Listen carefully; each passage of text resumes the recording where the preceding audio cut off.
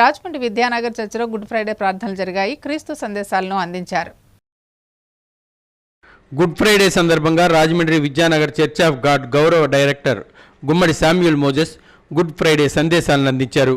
Good Friday సందర్భంగా 7 church సభ్యులు యేసుక్రీస్తు శిలువపై పలికిన సప్త సూక్తుల గురించి వివరించారు.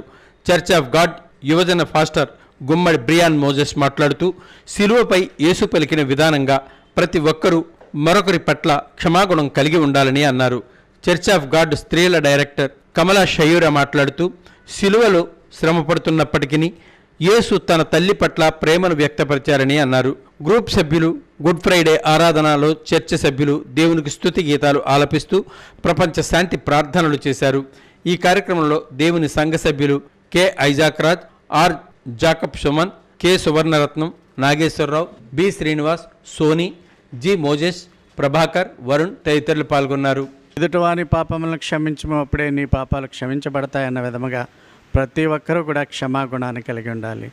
దేవుడు ఈ ప్రజలందరినీ కూడా ప్రేమిస్తున్నాడు. ఈ క్రైస్తవులు ఒక్కరికే దేవుడు కాదు, ఆయన సమస్త మానవాళికి దేవుడే కనుక యేసుక్రీస్తు యొక్క మరణము మానవులందరికీ కూడా శుభం తెచ్చింది కనుక ఆ దినాన్ని బ్యాడ్ ఫ్రైడే అనకుండా గుడ్ ఫ్రైడే అని అంటారు.